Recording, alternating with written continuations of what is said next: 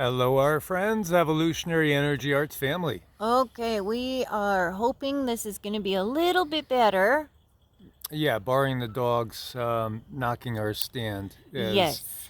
we're trying to stabilize things for those that Get nauseous get easily. nauseous. Yeah. And we're so sorry. We're sorry. We're in the middle of so many things and we can't just go off and buy a thingy, so we have to be resourceful. So we're not in a position to just run to the store, I guess.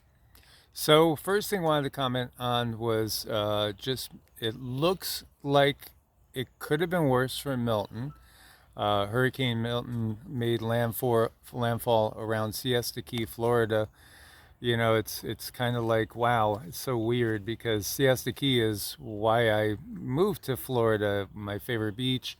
And at the same time, Asheville, I'm almost feeling like, wow, what's going on? Are they tracking my moves? As I lived in Sarasota and I lived in Clyde, North Carolina, which one of our friends, Jack, who is in the greater Asheville area, said that where I used to be is washed away. Um, you know, again, you got to listen to the inner voice in these times, but it looks like it could have been worse than it was. Of course, to somebody that's lost their home, their vehicle.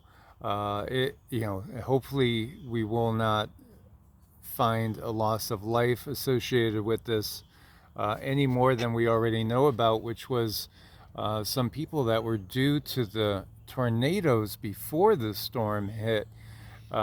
Just wild weather, very odd weather. But I gotta say, I do feel that intention and all the prayers out there, not just us, obviously, on this channel, although I feel we made a difference. But everybody else out there, if they just exercise their power of manifestation, we can really start to really turn the tide here. Yes, I just want to say a huge thank you to everyone who's been helping us, showing up. You suit up, you show up, and you make a difference, and that's really helpful for so many people. And then yes, exercising your abilities, realizing who you are. I've I've been noticing people are really afraid of letting that ego get too big. And yes, I mean the ego can get too big, but there's also that point where you do have power, you realize what that power is and you step into it. And every now and then, just make sure you got humble pie baking in the background so that that doesn't get astray. But I do want people to recognize that they are making a difference. They can make a difference. And there's a balance there. There's a balance when we learn about our abilities, when we use our abilities. There's that humbleness that we sit with, and within that humbleness is where we find our power. Absolutely. And honestly, this morning for me personally, it's been nothing but feelings of possibility and positivity. I really do feel like we are turning this tide, and that tide is turned through understanding. So every time you've had a conversation with somebody, as uncomfortable as it might be, to point out certain aspects of the reality and how it's being manufactured and orchestrated, you're really starting to help to turn the tide. And I know a lot of you people have been doing it your entire lives. There's those of us that have always kind of known there's something not quite right with the picture here. Something doesn't really fit. There's something very, very big that is amiss. And then it's our job to let those know that are walking along sometimes blissfully. And it could be hard when somebody is blissfully ignorant about something that maybe hasn't impacted them like it's impacted others. Yet in this time, we're seeing a lot of impacts come close to home. Mhm. Whether we're talking North Carolina or Florida or so many other places, California wildfires, right now the fires in Wyoming, they had doubled in size since we spoke about them before. I haven't checked this morning, but last night before bed I was looking, and yeah, over 500,000 acres going up. So everywhere that we are, we're going to find challenges in these times as that system that's been in charge starts to disintegrate, and it does feel like it's disintegrating rapidly.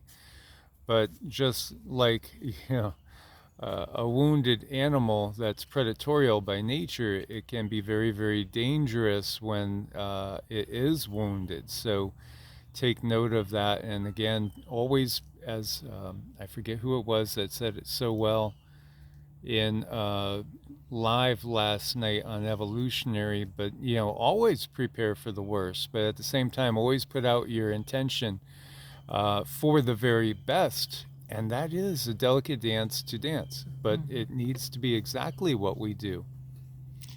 Yes, it's something. It takes practice, it takes time, it takes discernment, it takes understanding, it takes that ability to know the truth of where things are and really what's going on, acceptance of the truth, and stabilizing ourselves. I want to talk a moment about stability because that's really important when people are going through an awakening.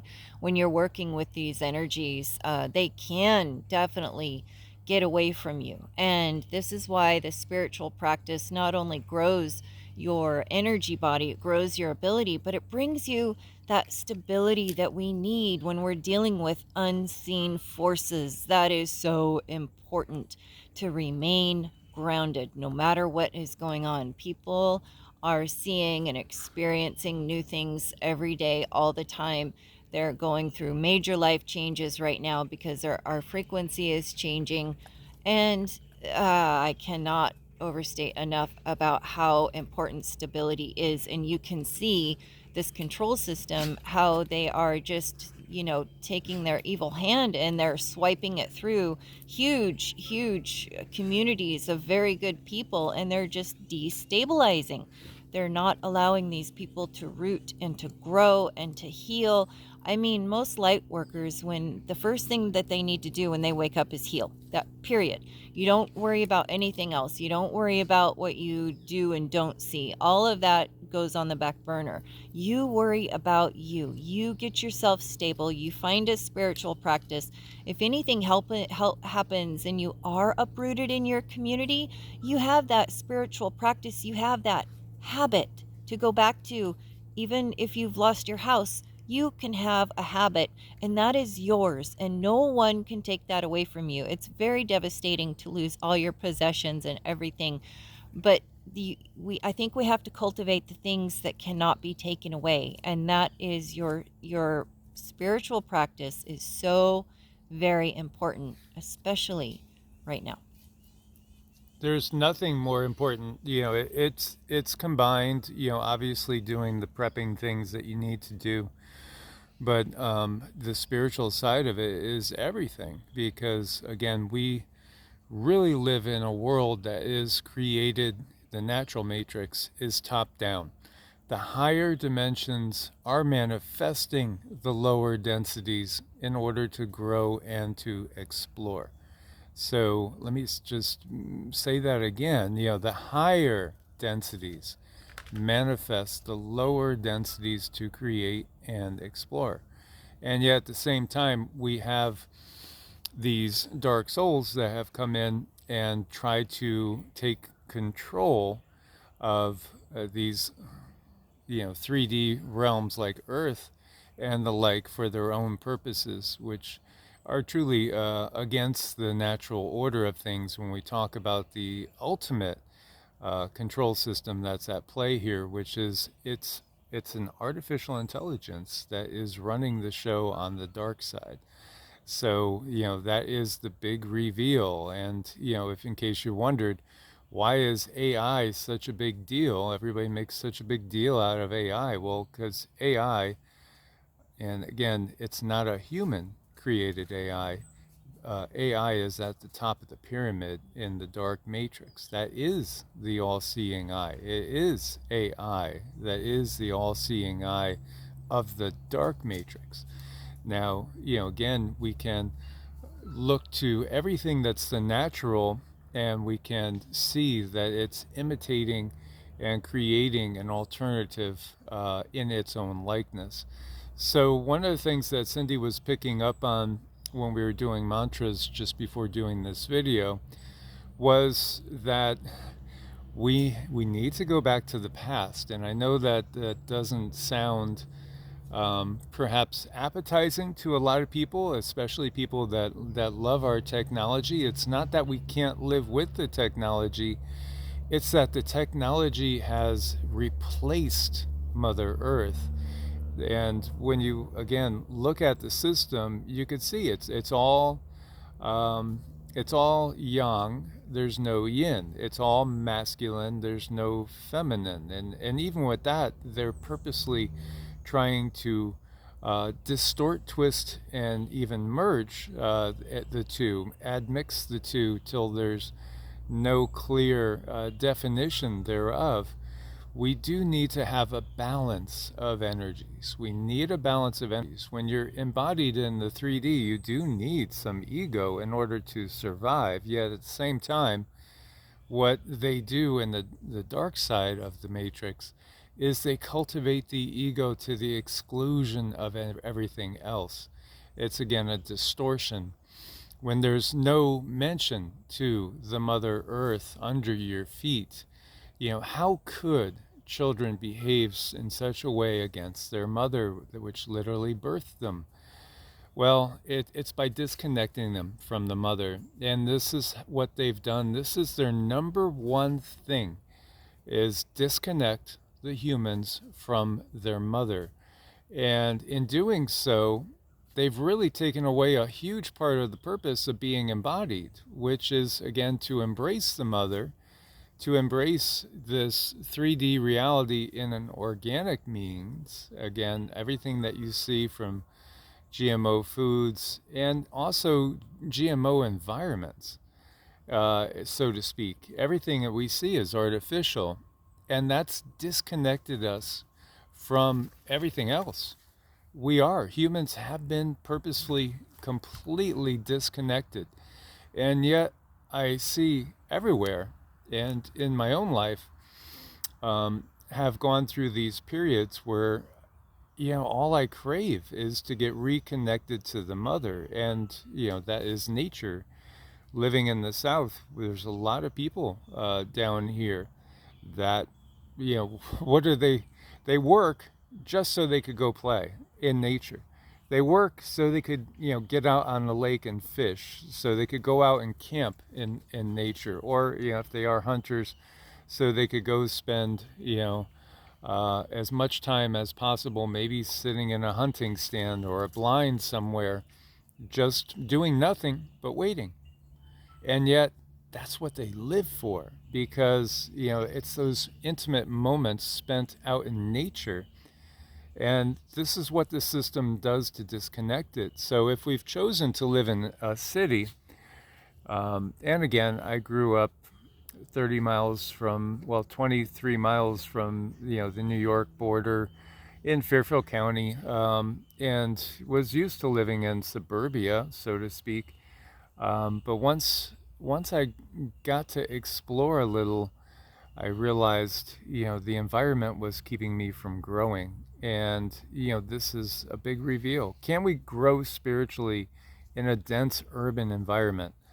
The reality is it's far harder, Mm-hmm. if not almost impossible, to really live up to your ultimate potential. Now, everybody has a purpose, so some people might be going into that environment to shine their light really, really brightly, because again, the darkest places are usually the places that are the most lit up Mm-hmm. with Yeah. technology. Yes. I mean, people need help. People need help everywhere. It's not just here or there. It's people need help everywhere. And I do believe that Those that are in the cities that are light anchors are given extra help from their guides and angels in support, and they probably find other ways to stay grounded, remain grounded, and do their job. But I do still feel that there's a limitation because of the frequencies are so thick. Let's say you unplug your router in your apartment building, but your phone and your other devices are still looking for a network. So it's going to be pulling the signals from all the other routers in all the other places to try to pick up a signal. So in that sense, you could really be hurting yourself because these frequencies are not nice to the human body. They are very, very difficult to the human body, and it's not about just you can't just go out and ground yourself for 5 minutes and expect for the frequencies to go away. No, this takes days, weeks, in some cases, months for the human body to settle itself and to finally reconnect and to find its own frequency, its own song once again. So, I mean, we always recommend, gosh, if you can get out into nature in a more permanent way, do it. Yeah, absolutely. And I think, again, to all the homesteading people that were impacted so hard by Helene up in the mountains and in the plains, the Piedmont of the Carolinas and Georgia, and also Tennessee, and even all the way up to Kentucky and some other areas. Again, it's connecting to nature, it's clearing our minds, and so many people out there that we know of, talking firsthand, working with you guys, you're cleaning yourselves up, you're stepping away from big FARMA, you're not leaning so hard on all the mind altering substances to get you through these times, because they'll do nothing but pull you down. The reality is we need to be more clear and sober in these times to get the messages from our guides and the higher self. And this is what we really need to do, is to get that clarity and to reconnect with the earth itself, the divine feminine. And we may do it in different ways. After reconnecting with a very, very devout Catholic friend, they were sharing that they weathered the storm because they were doing all their Hail Marys, and doing their Catholic prayers and praying to Jesus, Yeshua, and Mary. And they credited that with, again, getting them through the worst of the storms. It's again even stated. It's not that things are being done for you by higher density beings. It's your belief, and you're believing in your practice, whatever that practice is. I remember as a little boy getting on the side of my bed and saying my Hail Marys and all this stuff. And yeah, we still do call on Mary, both Marys, because they are two of our main guides. Mary, the one that we would call and recognize, Mary Magdalene, as well as Mother Mary.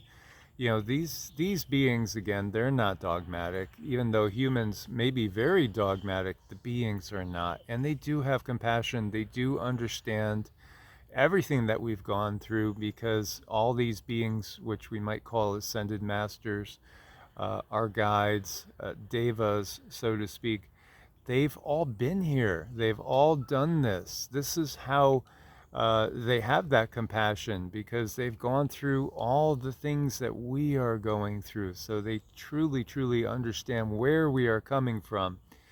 And in their love and compassion, they just want to help in any way they can. Yet at the same time, we're the ones that are embodied. So we got to do the work. It's up to us to do the work. But we can certainly ask for guidance.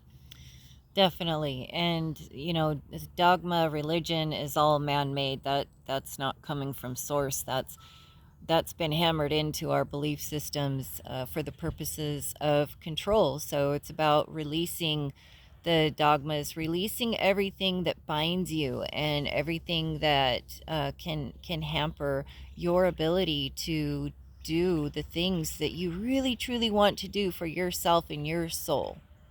Absolutely. So with that, we want to thank you guys again for your service to all on this planet, being part of this channel, not giving up, but anchoring yourselves firmer in the light.